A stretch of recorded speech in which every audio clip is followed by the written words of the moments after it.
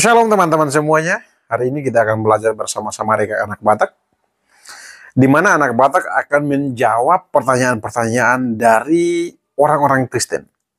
Banyak orang-orang Kristen yang tidak memahami tentang imannya. Dan mungkin di antara kita ada yang memiliki pertanyaan yang belum terjawab hingga hari ini. Saya mempersilahkan untuk kita mengambil waktu untuk belajar bersama-sama malam hari ini dengan anak Batak.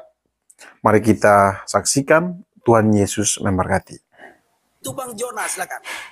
Terus berarti yang lain sudah diciptakan Tuhan juga. Mereka kawin ke siapa? Ke Itonya kah? Apa ke orang lain? Ya, perkawinan seperti perkawinan Abraham itulah. Oh. Seperti perkawinan Abraham itu. Abraham itu kan kawin dengan adiknya sendiri, tapi lain bapak. Oh, gitu ya. Seperti itu. Ya. Oke lah, makasih lah penjelasannya. Semangat terus lah. Ya, siap. Siap. Nah, itu kawan-kawannya. Jadi anak Adam itu banyak. Ya, banyak sekali, bukan sedikit. Itu ya. Di dalam Kejadian 4, anak Adam itu Kain dan Habel. Di dalam Kejadian 5, anak Adam itu ada juga Set, dan ada laki-laki dan perempuan. Baik, berikutnya ada si Paulus. Halo Paulus, silakan.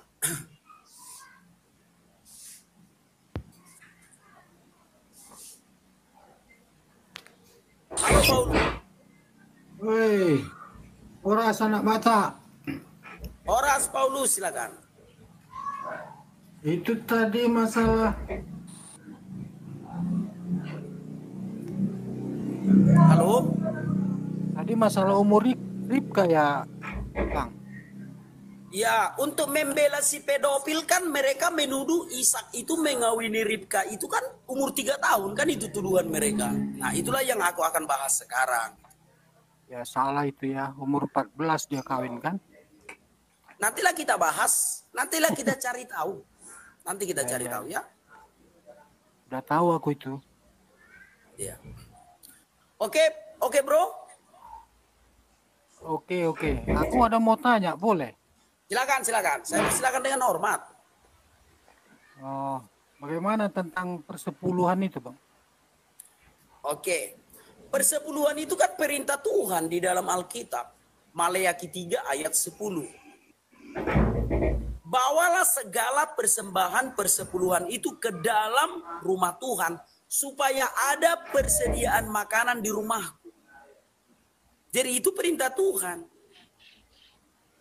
Tetapi fungsinya untuk persediaan makanan. Nah, bagaimana dengan masa sekarang? Apakah perpuluhan itu fungsinya untuk persediaan makanan? Tidak. Persepuluhan yang kita berikan ke gereja itu sudah menjadi gaji pendeta. Sudah menjadi beli fasilitas gereja. Berarti fungsinya udah berganti. Kalau fungsinya berganti, ngapain kita kasih lagi? Seperti orang Yahudi deh. Persepuluhan itu dilakukan sejak orang Israel itu bereksodus dari Palestina sampai ke dari Mesir sampai ke tanah perjanjian sekarang. Nah, persepuluhan itu selalu mereka lakukan sampai ketika kerajaan itu dibuang ke Babelonia, ke Babel oleh Nebukadnezar. Setelah 70 tahun masa pembuangan, mereka dikembalikan ke Yerusalem, melakukan peribadahan lagi. Dan mereka lagi-lagi memberikan persepuluhan. Kenapa? Karena fungsinya benar, yaitu untuk memberi orang makan. Untuk persediaan makanan di rumah Tuhan.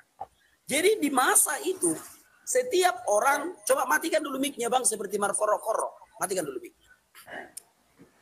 Pada masa itu, setiap orang yang lapar datang ke gereja, ya dikasih makan. Mau dia musuh kah? Mau dia teman kah? Datang ke gereja wajib kasih makan. Tidak bisa kita pungkiri, memang demikianlah faktanya. Jadi perpuluhan itu tetap kita berikan. Karena dipergunakan sesuai dengan fungsinya untuk persediaan makanan di rumah Tuhan. Nah, pada tahun 70 Masehi, Jenderal Titus dari Kekaisaran Romawi membakar Yerusalem dan membinasakan semua orang-orang Yahudi, membinasakan semua suku-suku Lewi yang mengelola perpuluhan itu. Habislah perpuluhan, tidak dilakukan lagi. Pada tahun 96 Masehi, ketika Santo Polikarpus telah menjadi uskup Smyrna dan keuskupannya sangat berpengaruh di dunia ini, maka dia dihargai oleh kerajaan Romawi untuk mendirikan kembali peribadahan di Yerusalem itu. Itulah tembok ratapan yang sekarang.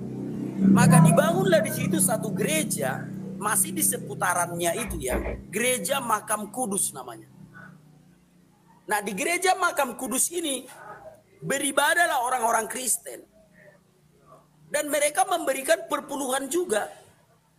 Diberikanlah perpuluhan, tetapi fungsinya udah berbeda. Tidak seperti dulu lagi kalau fungsi perpuluhan ini adalah untuk memberikan orang yang lapar makan. Tetapi setelah dimulainya, sejak ide dari Santo Polikarpus yang menjadi uskup Smyrna agar dikutip lagi perpuluhan di gereja yang di Yerusalem itu, fungsinya udah berganti. Perpuluhan itu sudah kebanyakan digunakan untuk gaji pendeta, untuk fasilitas pendeta, untuk membangun gereja. Jadi tidak sesuai lagi dengan kitab suci. Maka sejak hari itu perpuluhan dihentikan. Sampai sekarang orang Yahudi tidak memberikan perpuluhan lagi. Sampai sekarang. Kenapa kita tidak memberikan perpuluhan? Apakah kita tidak patuh kepada perintah Tuhan? Bukan tidak patuh. Tetapi karena kita melihat bahwa fungsinya sudah berbeda. Kalau kita membaca di dalam Alkitab, di dalam Maleakhi 3 ayat 10, fungsi perpuluhan itu adalah untuk persediaan makanan. Supaya kalau ada orang yang lapar datang ke gereja dikasih itu makan. Maka kita memberi perpuluhan. Nah sekarang fungsi perpuluhan udah untuk gaji pendeta, untuk apa lagi kita kasih? Justru kalau kita masih memberikan perpuluhan itu, bukankah kita telah menjadi batu sandungan bagi pendeta itu? Sebab kita telah membuat pendeta itu semakin berdosa. Itulah sebabnya kita tidak memberikan perpuluhan lagi. Terkecuali seperti yang kukatakan sejak dulu-dulu. Kalau kawan-kawan menemukan ada satu gereja di Indonesia ini yang mengutip perpuluhan tetapi fungsinya untuk ngasih orang makan, artinya di dalam gereja itu disediakan persediaan makanan. Entah itu KFC, entah itu nasi goreng atau apapun. Setiap orang yang lapar datang ke gereja makan gratis, beritahu sama aku biar aku setor perpuluhanku sama mereka. Ya ini jujur aja kawan-kawan. Entah kawan-kawan temukan di Papua ada gereja yang seperti itu, mengutip perpuluhan untuk memberi orang makan. Minta nomor rekeningnya biar ku transfer perpuluhanku. Aku juga ada gaji dong. Dari YouTube ini kan aku dapat gaji dari YouTube. Biar ku transfer perpuluhanku ke gereja itu karena fungsinya sesuai. Daripada aku kasih perpuluhanku ke satu gereja yang jelas-jelas aku tahu fungsinya bukan untuk memberi orang makan. Bukankah aku akan membuat pendeta itu semakin berdosa? Itu semoga kawan-kawan paham. Itu silakan Paulus. Oke Bang. Pada era zaman dulu, zaman perjanjian lama, masalah utama kehidupan manusia itu kan makan, minum.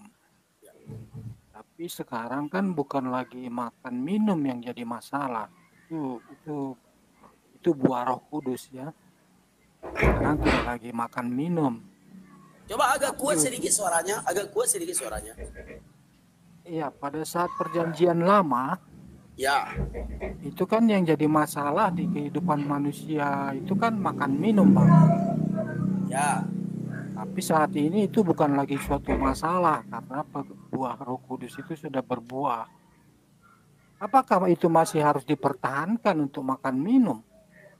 Apakah tidak boleh digunakan untuk yang lain, Bang? Nggak boleh. Perpuluhan itu kan bukan untuk iman.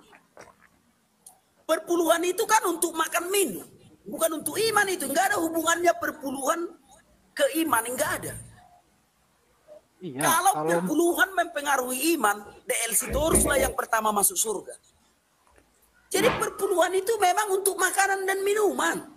Sama Tuhan, urusan iman, uang enggak laku. Jadi jangan kawan-kawan merubah makna perpuluhan itu. Kalau di zaman perjanjian lama, ya perpuluhan itu untuk iman.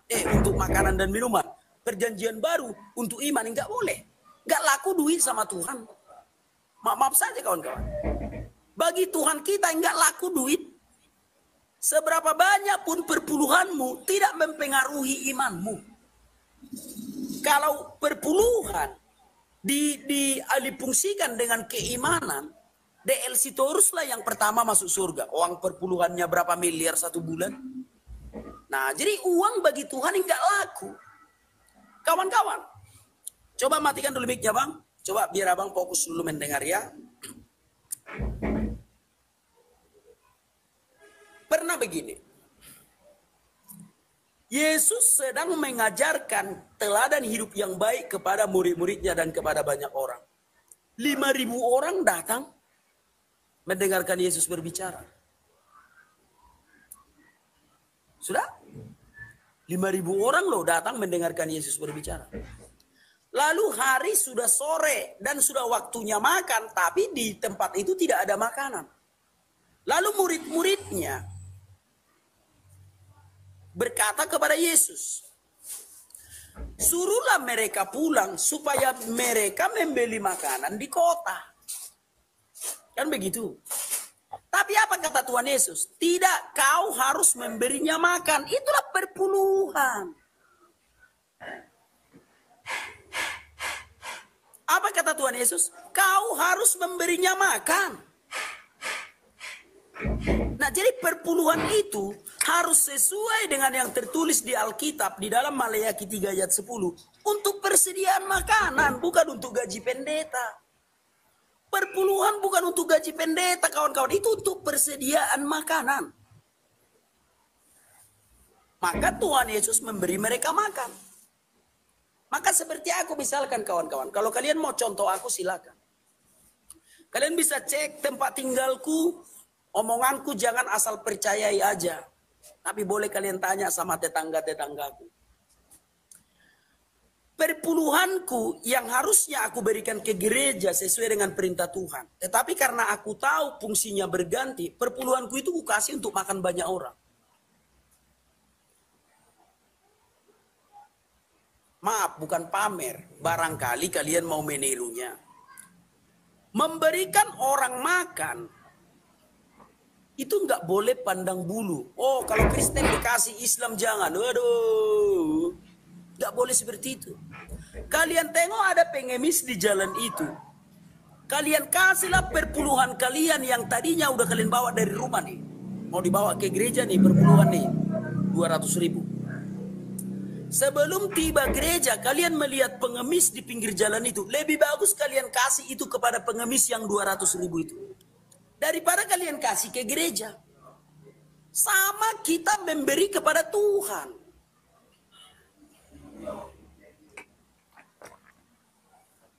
Kalian kasih perpuluhan ke gereja, itu pun untuk memberikan perpuluhan kepada Tuhan.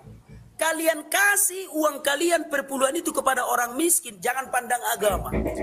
Sama kalian juga sedang memberinya kepada Tuhan. Bagi yang mengerti kitab suci. Kalian kasih perpuluhan ke gereja, kalian pikir itu disetor ke surga? Enggak juga. Bagi Tuhan tidak laku uang. Secuillah uang, aduh, enggak ada artinya uang bagi Tuhan. Kalian kasih perpuluhan ke gereja, bukannya itu Tuhan tidak laku uang. Secuillah uang, aduh, enggak ada artinya uang bagi Tuhan. Kalian kasih perpuluhan ke gereja, bukannya itu disetor ke surga. Naik apa menyetornya ke surga? Toh juga uang itu dibelikan makanan dan diberikan kepada yang lapar. Sama kan? Diberikan kepada yang lapar, benar kan? Lebih bagus kita kasih sendiri di jalan sama orang yang lapar itu. Itulah fungsi dari perpuluhan. Itu Paulus, silakan. Oke, kalau kita langsung kasihkan kepada orang miskin, siapa yang memberkatinya? Kalau kita kasih persembahan perpuluhan ke gereja kan diberkati Tuhan melalui pendetanya, melalui gereja. Ya. Apakah abang yakin kalau kita serahkan kepada orang miskin yang seperti abang bilang tadi, itu persembahan perpuluhan abang itu diberkati? Dari mana abang yakin? Diberkati, Tuhan Yesus yang bilang, ketika aku lapar, kau tidak memberi aku makanan. Ketika aku haus, kau tidak memberi aku minum. Ketika aku telanjang, kau tidak memberi aku berpakaian. Maka murid-muridnya berkata, sejak kapan kami lihat kau lapar, tidak kami kasih makan? Sejak kapan kami lihat kau haus, tidak kami kasih minum? Sejak kapan kami lihat kau telanjang, tidak kami beri kau makanan? Pakaian. Maka apa jawab Yesus? Kalau kau tidak melakukan seperti yang kau ucapkan itu kepada orang yang paling hina ini, kau tidak mengenal aku, katanya. Justru Yesus yang jamin itu, bro. Jangan sungkan berbuat baik. Sekalipun dia tidak kenal siapa. Kalau dia manusia, berikan dia makan. Yesus yang jamin. Yesus yang jamin, saudaraku. Jangan tanya agamanya. Kalau memang dia lapar. Kalau memang anaknya nggak bisa lagi sekolah. Entah uang ujian nggak bayar. Apapun agamanya. Kalau memang dia tidak bisa membayar listrik, bantu kawan-kawan, apapun agamanya. Sekalipun agamanya Islam, Kristen, Buddha. Bantulah setiap manusia yang kesusahan. Yesus yang jamin. Itu, semoga kau paham, Paulus. Silakan. Iya, berkat Yesus itu kan turun melalui gereja, bapak-bapak gereja. Maka persembahan itu disampaikan ke gereja, walau nanti penggunaannya karena sudah perkembangan zaman tidak lagi makan, tapi diganti jadi diakonia, kunjungan orang sakit, menyantuni janda-janda. Tapi yang penting seperti saya bilang, berkat itu apakah setiap orang bisa memberkati, Bang? Karena Yesus sendiri kan sudah ke surga. Di dunia ini tinggal kita. Ya. Nah, mungkin Yesus memberkati dari surga. Membiarkan kita yatim piatu kan? Apakah Tuhan Yesus membiarkan kita yatim piatu? Kan tidak. Makanya orang tua. Makanya kita orang tua kita gereja-gereja kan, kesitulah tempat kita. Benar. Tetapi kalau kau tahu fungsinya sudah salah, apakah kau masih mau tetap memberikannya? Ya karena perkembangan zaman tidak lagi makan yang diurusin, Bang, tapi diakonia, orang sakit, kunjungan penjara, orang-orang miskin, janda, kan uang itu dibikin untuk itu, diakonia sosial itu. Kata siapa? Bukan hanya gaji. Ya kata gereja siapa, bukan. Bro? Ya iya, itu uang gereja dibagi-bagi, Bang. Ada untuk gaji pendeta, ada untuk diakonia, ada marturia, koinonia. Itu dibagi-bagi, bukan semua diambil pendeta, Bang. Ya sudah, ya sudahlah. Ya sudah, jika demikian halnya, apa yang perlu kubantah? Aku hanya mengajarkan kepada kawan-kawan jalan yang sebenarnya. Itulah sebabnya posisimu di gereja tidak bisa digeser. Nggak bisa digeser posisimu di gereja. Kenapa? Kau sudah menangani uang. Makanya di gereja itu terjadi perpecahan. Kalau dia pimpinan jemaat, kita keluar. Kalau dia ada bahkan pemilihan lagi. Bahkan terjadi pemilihan pengurus gereja, dipilih lagi seperti memilih presiden. Kenapa? Karena ada cuan.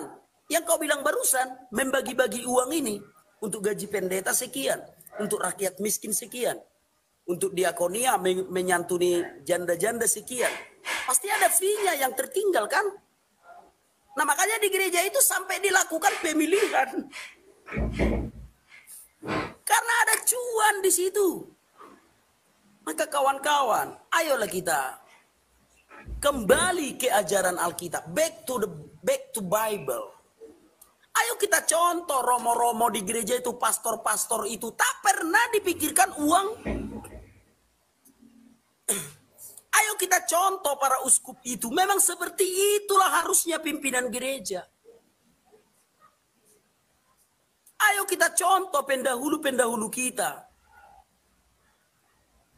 Lihatlah gereja-gereja Katolik itu.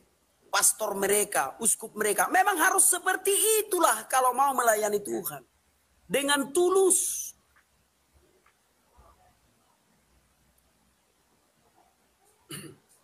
Mau pembenaran dari mana lagi, saudara-saudaraku?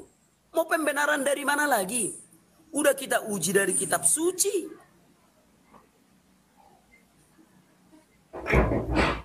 Udah kita uji dari kitab suci.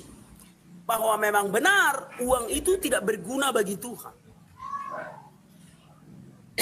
Diakonia, keyayasan, menyantuni segala sesuatu.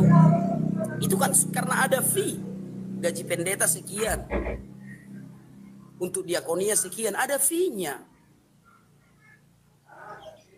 Kalau Tapi ya memang sudahlah.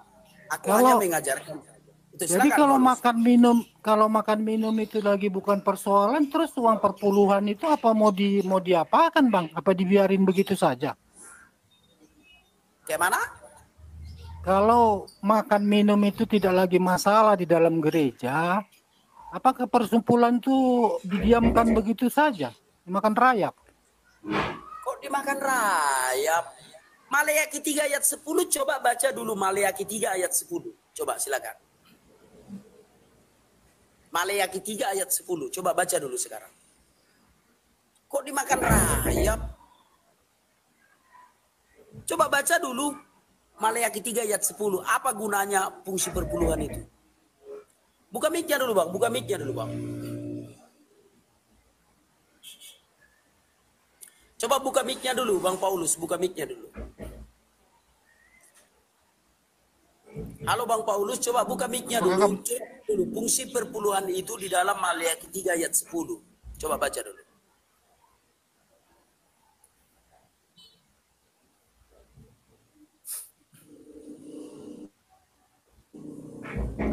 Oke, aku bacakan saja. Mungkin Bang Paulus sedang jauh dari perangkat ya. Bukan dimakan rayap, Pak.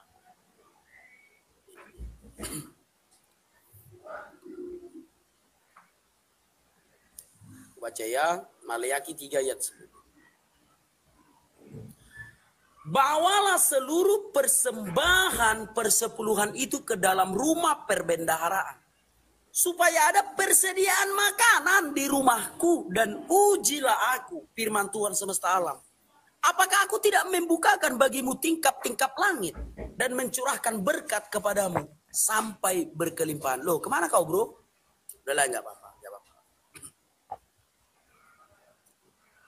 Bawalah seluruh persembahan persepuluhan itu ke dalam rumah perbendaharaan, supaya ada persediaan makanan di rumahku. Untuk persediaan makanan itu, saudaraku. Siapa yang lapar, datanglah ke gereja. Ini tidak. Gereja sekarang bukanya hari Minggu aja.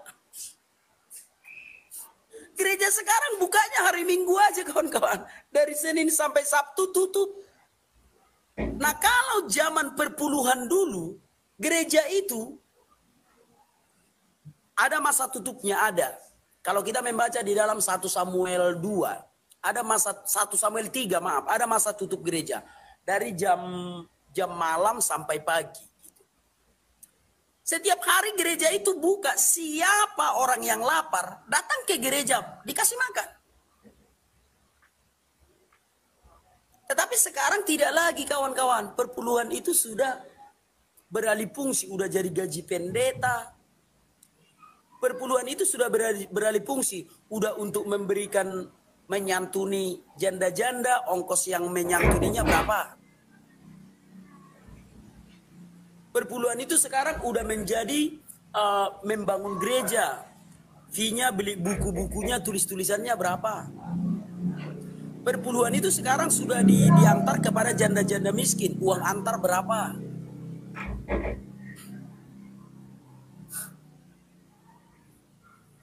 Makanya aku bilang, orang yang bertugas di gereja, yang mengurusi perpuluhan untuk pendeta sekian, untuk orang miskin sekian, tidak akan tergeser dari gereja itu. Kalau dia jabatannya diganti dari orang yang mengatur uang itu, dia akan pindah gereja. Kenapa? Karena ada bisnis di sana. Apa ini harus kita biarkan bisnis itu selalu berada di gereja setiap waktu sampai selama-lamanya? Oh tidak. Lebih bagus aku dimusuhi seluruh orang Kristen daripada aku tidak bersuara. Padahal aku tahu kebenaran itu di dalam Alkitab. Tapi supaya aku mengambil hati kepada orang Kristen, oh iya, gak mau aku. Lebih bagus semua orang Kristen itu musuhku. Yang penting aku bersuara dengan baik.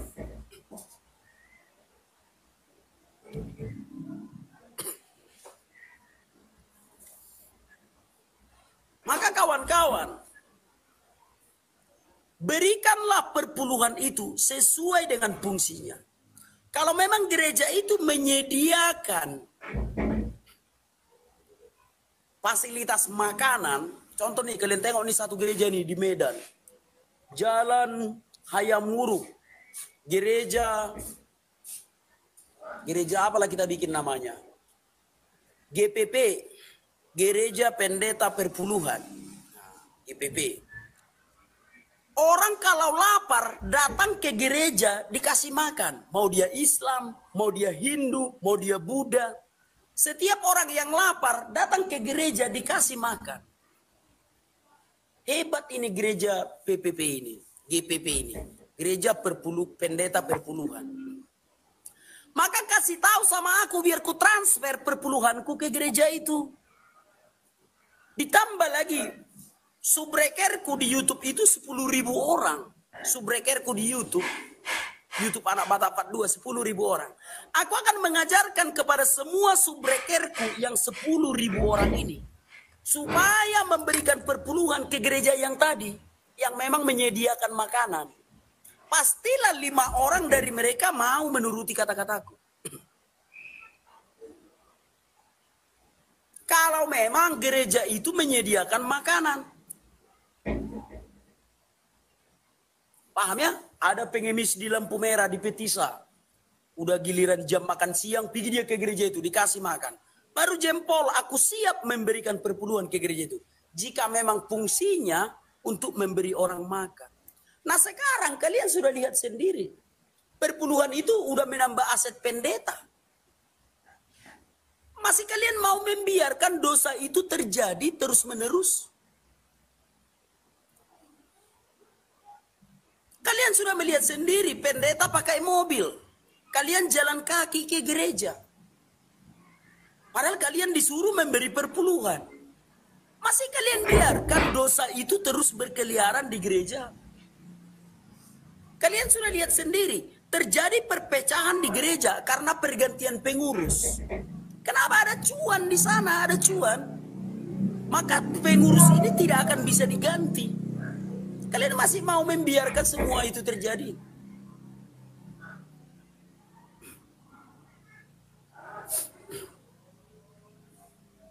Kembalilah ke ajaran Alkitab yang sesungguhnya.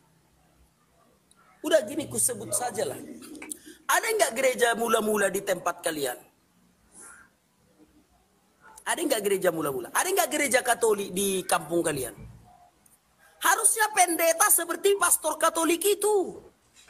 Harusnya pendeta seperti romo-romo Katolik itu. Enggak ada memikirkan apa-apa. Dia fokus kepada kerajaan sorga.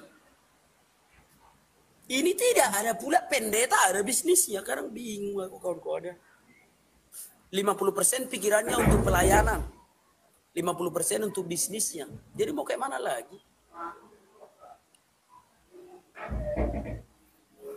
Jadi mau kayak mana lagi saudaraku?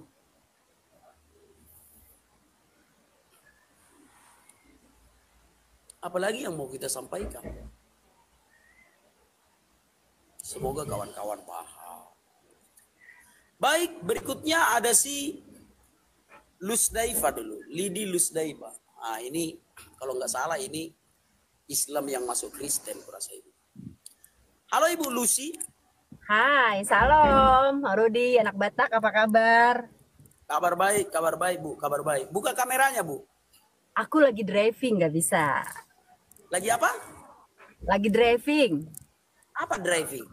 bawa mobil. Oh, bawa mobil. Iya, silakan. Ah. Apa kabar semuanya? Wah, luar biasa ya. Ini saya lagi di jalan, pas saya lihat lagi ada abang, wah kenalan deh, kenalan Ya. ya. Abang anak Batak, abang yang waktu pernah kena sedikit masalah dengan teman-teman saudara-saudara di kita di sebelah, bukan? Islam? Bukan. Bukan Islam? Enggak. Abang ini anak Batak yang di YouTube anak Batak juga ya? Iya, yang masuk penjara itu gara-gara berdebat itu. Iya itu, haleluya ya.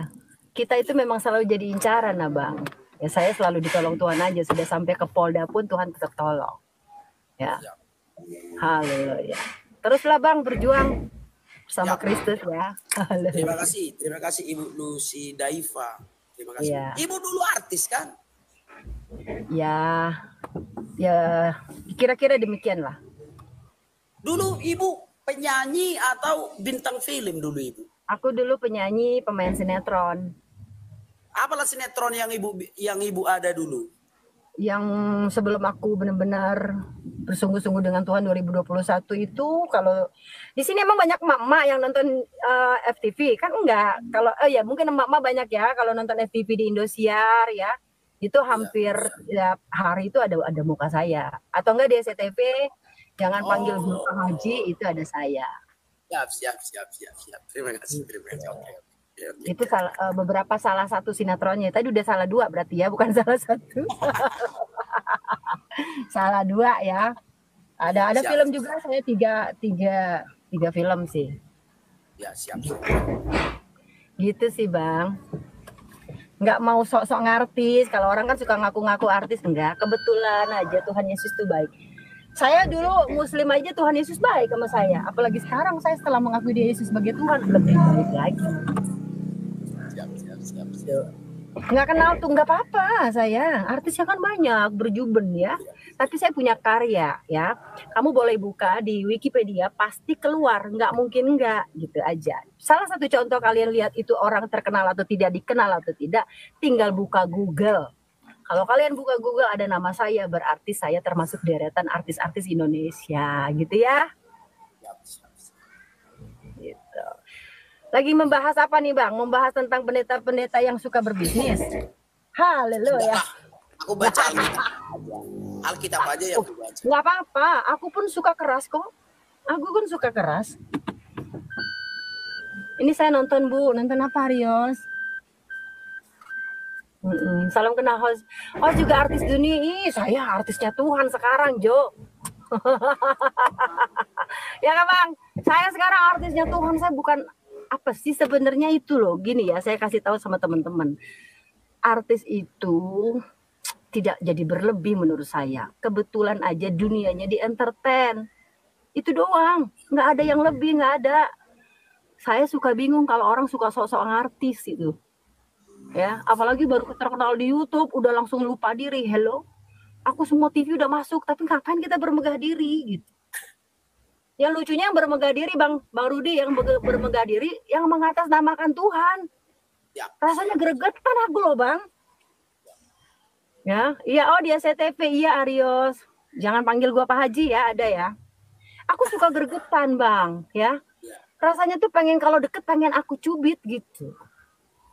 Nah, karena sekarang ini saya lihat banyak banget murtadin-murtadin yang jadi selebritis, ya.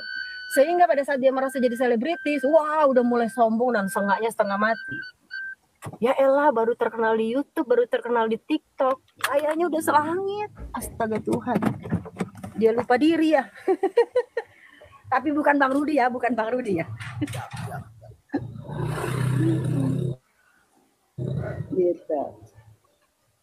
Sosok Tuhan sama. Ya, aku buka. Sebentar lagi juga aku live sih, Bang. Tadi habis ngambil ijazah, Bang. Ibu kuliah di mana? Dokter lagi versi Rockdit yang Mbak Lucy. Oh iya ada, betul. Kenapa Bang Rudi? Ibu kuliah di mana? Saya ambil di Kingdom Bang, S2, tinggal tesis nih. Teologi Kingdom. Siap, siap. Tinggal tesis Bang, pening kali Pak kita kalau sudah tesis ya Bang. Aduh, nggak ngerti aku itu. Aku nggak sempat kuliah karena nggak ada uang mamaku dulu. Nggak sempat Aku pun karena aku sudah jadi anak Tuhan, aku kuliah tak ada yang tak aku bayar Bang. Semua Tuhan Yesus yang bayar. Iya tahu. Aku nggak ngerti itu. Tesis, antitesis, nggak ngerti aku itu. Haleluya.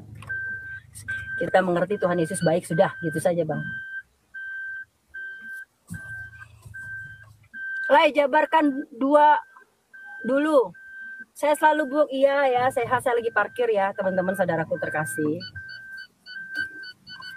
Nanti kapan-kapan kita bersinergi ya Bang Batak ya. Rudi ya. Siap, Bu. Siap. Siap.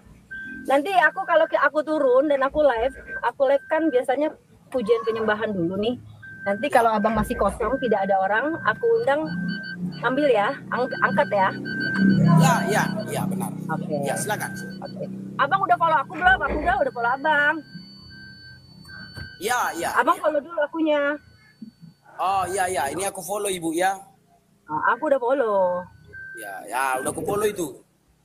Sudah. Udah. Baik, terima kasih ya teman-teman semuanya, saudara terkasih, tetap semangat dan jangan lupa tap-tap layar ya buat Bang Rudi ya.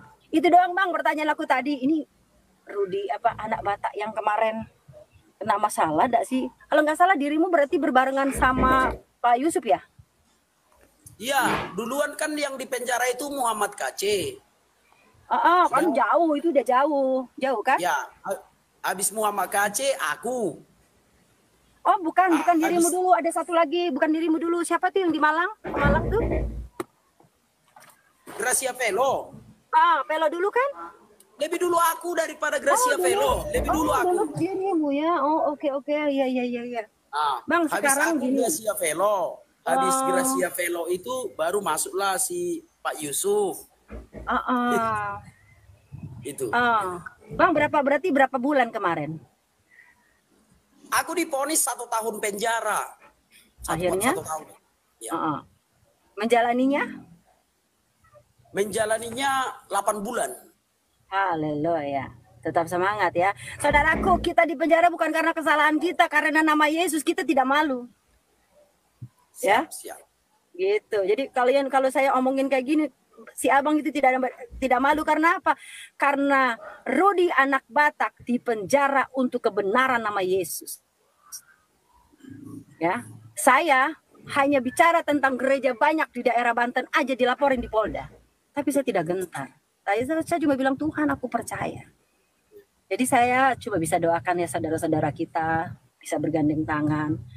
Arti toleransi adalah saling menghargai dan menghormati. Amin ya sama teman-teman ya. Oke, saya sudah sampai di tempat. Tetap ya melaju bersama Bang Anak Batak ya. Dan jangan lupa di sini ada ribuan orang di follow Bang Anak Bataknya. Siap. God bless all semuanya, Aries ya, semuanya. Si bye-bye, amin, Jai, Nia. Tuhan Yesus memberkati semuanya. Paulus di penjara tapi tetap gimana? Paulus di penjara tetap gara-gara tetap semangat. Iya benar.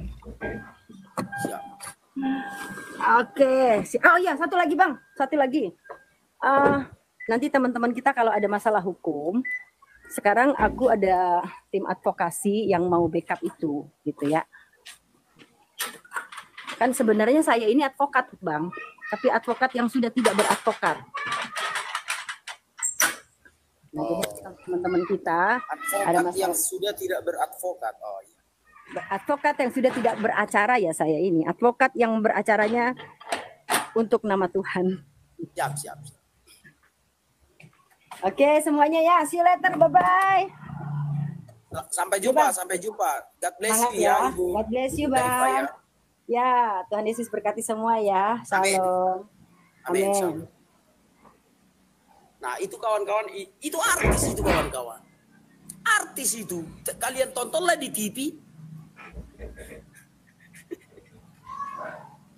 Artis itu kawan-kawan. Tapi kawan-kawan, gak usah bangga kali kalian jadi artis.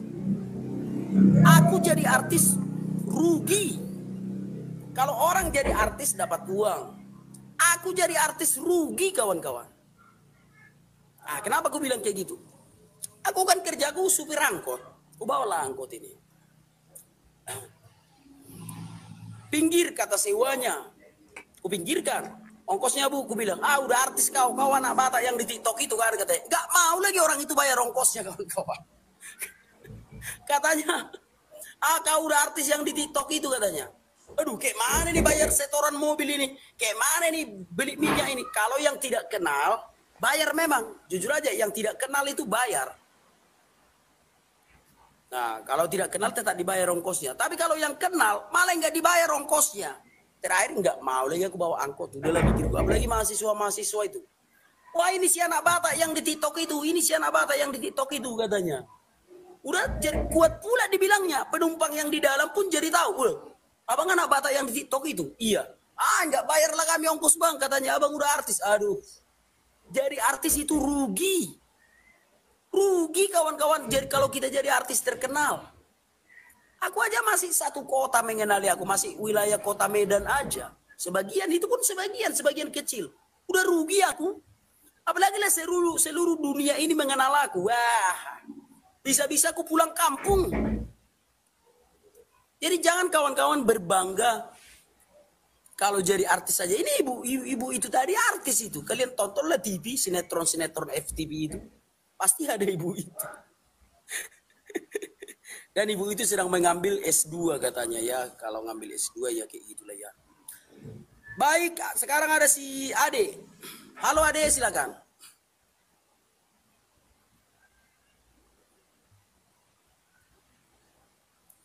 Halo Aden Limbong.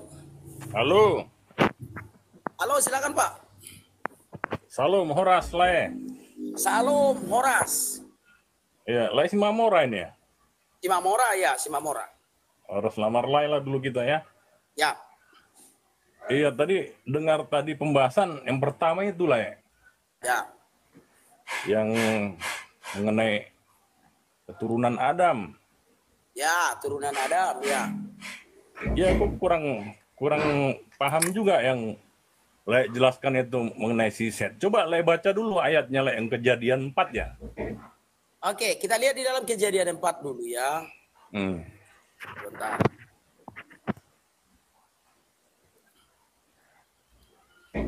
Nah, ini dia. Kemudian manusia itu bersetubuh dengan Hawa istrinya dan mengandunglah perempuan itu lalu melahirkan Kain. Maka kata perempuan itu, aku telah mendapatkan seorang anak laki-laki dengan pertolongan Tuhan. Selanjutnya dilahirkannya Habel, adik Kain. Dan Habel menjadi gembala kambing domba, Kain menjadi petani. Berarti anak Adam itu cuma 2 kan? Ya, sebelumnya, ya. Ya, anak Adam itu cuma 2. Lalu yang 2 ini bertumbuh, benar kan? Ya. Enggak, Mati satu. nanti dulu soal bertumbuh itu le. Oke, ya 2. Yang langsung aja dulu anak Adam. Ya itulah anak-anak Adam yang 2 itu. Tadi Set kan pengganti yang meninggal itu. Iya, Set nanti. Set itu nanti. Setelah itu si Set. Belum, mati dulu Habel, baru Set lahir. Ya, berarti anak ketiga lah katakannya gitu ya. Ya, anak ketiga Set. Iya, Sudah? itu ayatnya di mana tadi kejadian berapa itu, Le? Kejadian 5. Tentang si Set dulu kita bahas, Le. Oke, siap. Setelah Adam hidup 130 tahun, ia memperanakkan seorang laki-laki menurut rupa dan gambarnya, lalu memberi nama Set kepadanya. Itu silakan. Ya. Lanjutannya, Le. Umur Adam setelah memperanakkan Set 800 tahun dan ia memperanakkan anak laki-laki dan perempuan. Nah, yang dimaksud memperanakkan anak laki-laki dan perempuan itu anak si Set apa anak si Adam, Le? Anak Adam. Laki-laki dan perempuan itu anak keempat, anak kelima, anak keenam. Gini ya. Anak pertama itu Kain. Tunggu dulu, Le. Maaf, potong. Sebelumnya tuh ayat yang di atas itu kan penghantarnya dia memperanakkan Set ya. Ya. Memperanakkan Set dan kemudian dia beranak laki-laki dan perempuan. Kalau dikaitkan dengan itu, saya rasa itu yang dimaksud si Set lah yang beranakkan laki-laki dan perempuan. Tentu saja tidak, bro. Ini ya, setelah Adam hidup 130 tahun, ia memperanakkan seorang anak laki-laki menurut rupa dan gambarnya, lalu memberi nama Set kepadanya. Oke, sampai di Umur situ. umur Adam setelah memperanakkan Set 800 tahun. Dan ia memperanakkan anak laki-laki dan perempuan. Jadi Adam mencapai umur 930 tahun lalu ia mati. Jadi Ya, anak-anak berarti- Adam itu, anak laki-laki dan perempuan. Kalau anak Set di ayat 6 ini dia. Setelah Set hidup 105 tahun, ia memperanakkan Enos. Jadi anak Set itu Enos. Enos itu cucunya Adam. Yang kesayangan Allah itu ya, si Enos ya. Ya. Henok itu. Oh, itu Enok. Ya, lain lagi itu, lain lagi. Oke. Tadi fokus ke Set tadi, Le. Ya. Berarti ada itonya itu kan? Ya, dengar ya. Anak pertama Adam itu siapa? Kail dan Habel. Kain. Anak Iya. pertama, ini bercerita anak pertama. Anak pertama itu Kain. Ya, Anak kedua, Habel. anak ketiga, Set. anak keempat. Aku nggak tahu kalau keempat. Nggak disebutkan namanya, Le. Nah, enggak disebutkan namanya. Laki-laki dan perempuan. Iya, tapi nggak Setelah disebutkan Adam namanya. hidup 100, sebentar. Setelah Adam hidup 130 tahun, ia memperanakkan seorang anak laki-laki menurut rupa dan gambarnya, ia memberi nama Set kepadanya. Umur Adam setelah memperanakkan Set 800 tahun dan ia memperanakkan anak-anak lelaki dan perempuan. Jadi banyak lagi anak Adam itu. Banyak tapi nggak disebut namanya, Le ya. Kalau disebut semua namanya itu kurasa nggak muat kitab suci ini, Bang. Nggak usah dulu semua, maksudnya yang keempat, kelima gitu. Kan sudah disebutkan 3 orang, cukup dong. 3 orang disebutkan cukup dong. Kain, Habel, Set. Cukup dong 3 disebutkan. Oke Mau lah. Pak Limbong berapa disebut? Ya kalau dia keturunan si Entah Adam, 7 gitu ya. Entah 7 gitu ya. jadi memang aku setuju dengan banyak tafsir dari Laek mengenai firman ini ya. Setuju sebetulnya. Cuman ya kalau yang kayak gitu nggak disebutkan namanya kan mungkin ada rahasia Tuhan di balik itu. Bukan ada rahasia, Pak. Tetapi di dalam keimanan Kristen itu, apa kata Tuhan Yesus? 2 saksi. Ya, Maka 2 ditulis. Nah, kalau anak Adam itu kan sudah 3 yang ditulis. Kurang apa lagi? Kalau menurut kriteria kitab suci itu 2 saksi. iya betul. Nah, sementara yang ditulis di Alkitab anak Adam itu kan udah 3, udah melebihi yang seharusnya kan begitu, Pak Aden. Nah, Pak Aden coba baca di dalam Yohanes 21 ayat 25, maaf. Yohanes 21 ayat 25, masih banyak hal-hal lain lagi yang dilakukan oleh Yesus. Tetapi jikalau semua itu harus dituliskan satu persatu, maka agaknya dunia ini tidak akan dapat memuat semua kitab yang harus ditulis itu. Betul, Lai. Nah, seperti itulah kira-kira Pak Aden. Jadi bukan ragu-ragu, tetapi kalau semua dituliskan, ya repot juga. Kitab Ya, suci itu akan sebesar apa, seperti itu. Terfokus tadi ke 3 anaknya tadi itulah Kain, Habel dan Set itu. Ya, Kalau menurut saya yang pertama tadi yang bertanya pertama tadi itu masuk di akal juga, dia bilang berarti dia si Kail atau si Set ini mengawini itonya. Karena ya generasi benar. iya kan? Benar. Memang itu benar.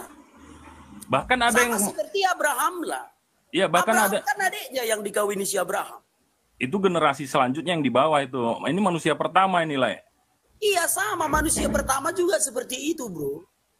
Iya. Hanya Jadi kawin dengan saudaranya sendiri gitu.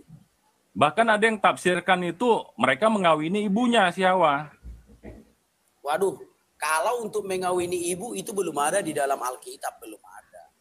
Begitu juga kan mereka mengawini itonya kan nggak ada juga ayatnya. Ada Abraham, Abraham bukan si Adam atau si Kain kan? tapi kan di dalam Alkitab kan keterangannya kan? Iya ayatnya menyangkut langsung tentang si Kain itu nggak ada, Le.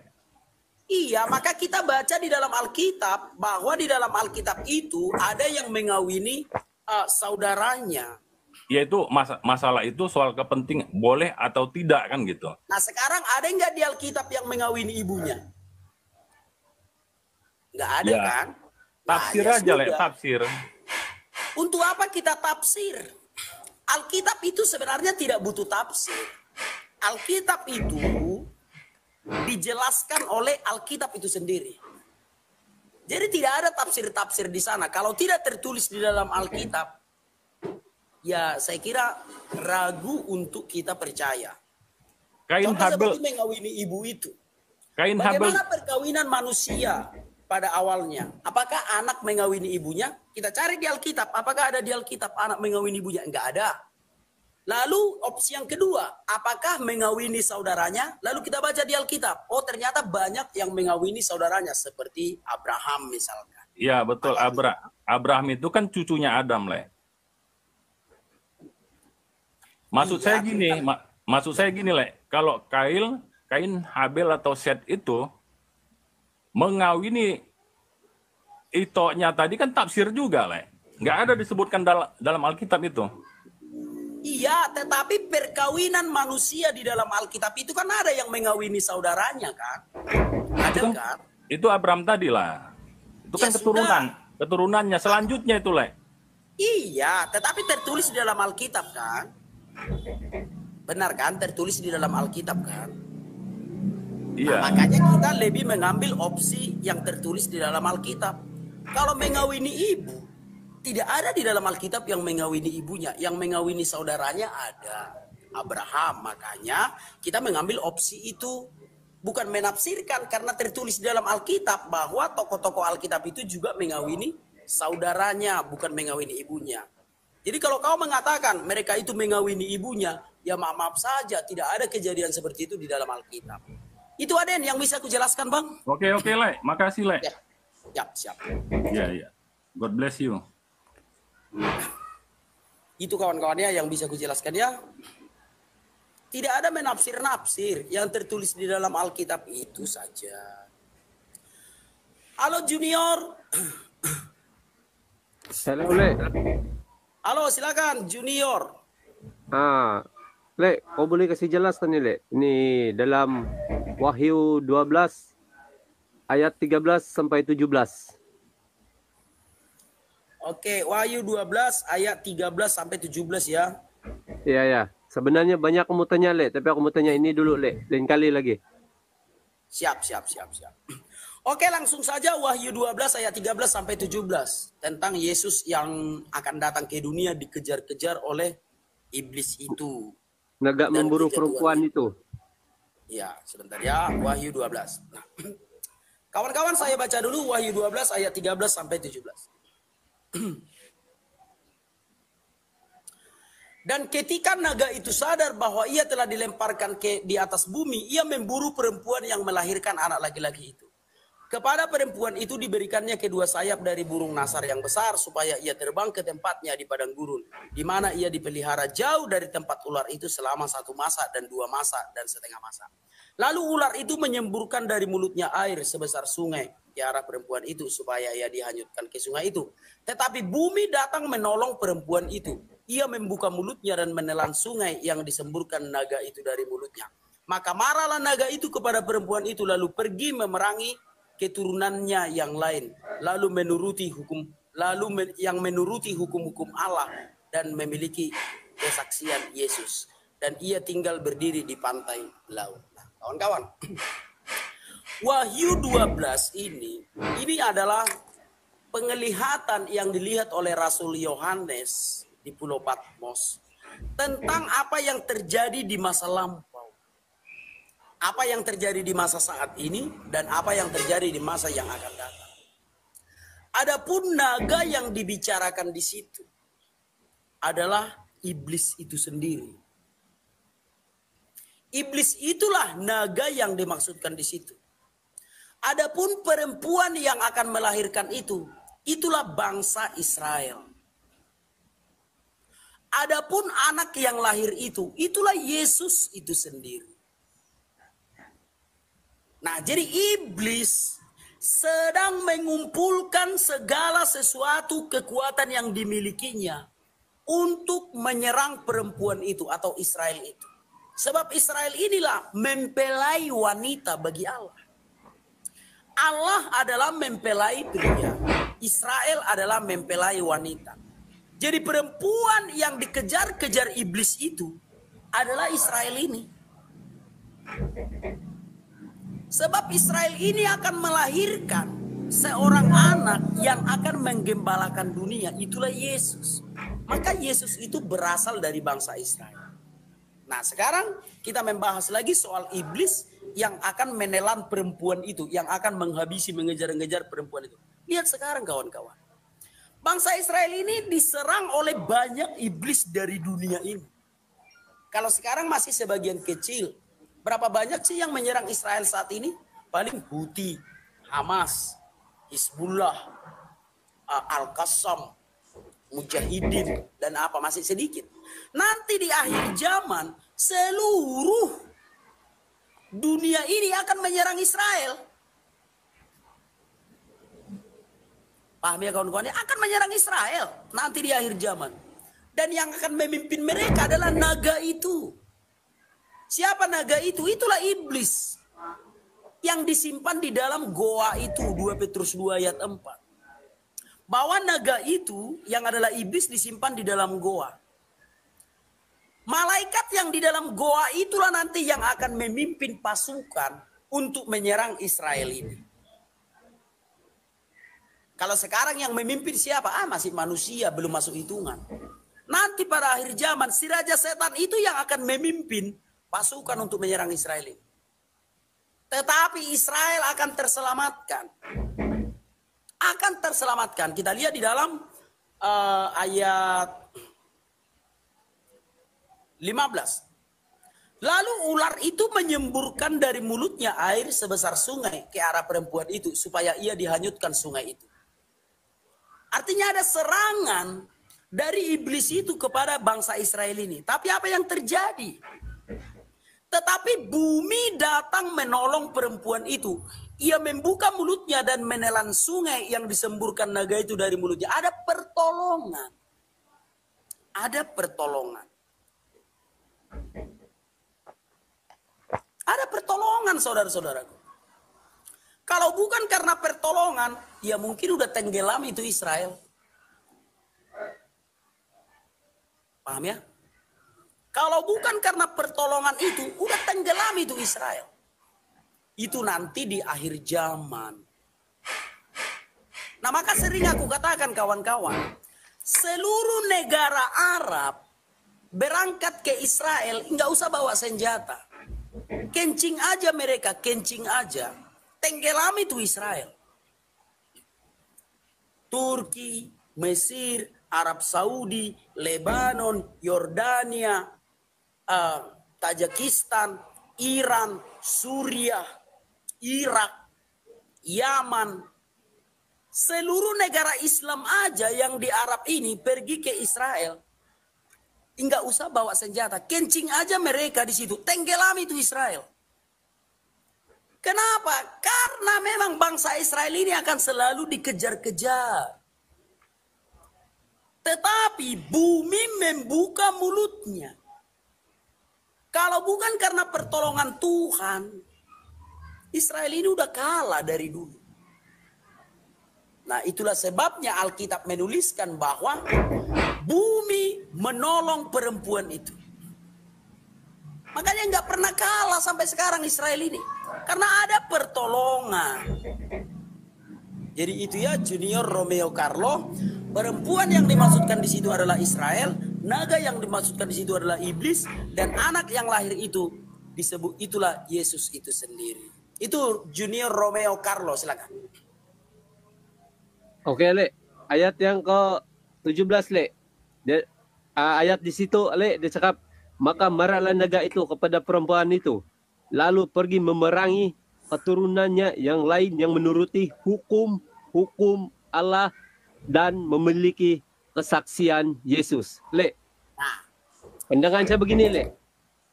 Pandangan saya begini. Naga itu kita umpamakan sebagai setan, betul kan, Le? Ya. perempuan itu kita umpamakan sebagai gereja ataupun Israel. Ya. Israel modern adalah orang-orang Kristen yang ada pada zaman sekarang ini. Ya. Aku mau tanya di sini, Le, pasal yang diburu itu adalah orang-orang yang memiliki hukum-hukum Allah dan memiliki kesaksian Yesus. Betul kali? Ya. Oke, gereja Kristen di dunia ini sekarang mungkin dalam 3.000 lebih lah, dia punya aliran lah kan. Selepas reformasi yang dilakukan oleh Martin Luther. Ya. Dan salah satu gereja yang memiliki hukum-hukum Allah dan kesaksian Yesus itu, boleh cakap apa? Gereja mana yang memiliki hukum-hukum Allah dan memiliki kesaksian Yesus? Sebagai contoh, dalam perjanjian lama kita boleh lihat dalam Keluaran 20. Kalau kita balik kepada perjanjian baru, hukum dalam Keluaran 20, ia apabila berada di perjanjian baru, ia disingkatkan menjadi dua hukum, yaitu mengasihi Tuhan dan sesama manusia. Jadi aku mau tanya di sini, Le, gereja mana yang menuruti hukum-hukum Allah dan memiliki kesaksian Yesus? Maksudnya di sini bukan ada gereja yang disebut dalam Alkitab, betul? Baik teman-teman semuanya, kita sudah belajar bersama-sama. Saya berharap dengan pemaparan materi malam hari ini, kita semua mendapatkan pelajaran-pelajaran yang baru. Dan apa yang selama ini menjadi pertanyaan dalam diri kita, terjawab dari pemaparan materi dari anak Batak malam hari ini. Sekian teman-teman, Tuhan Yesus memberkati.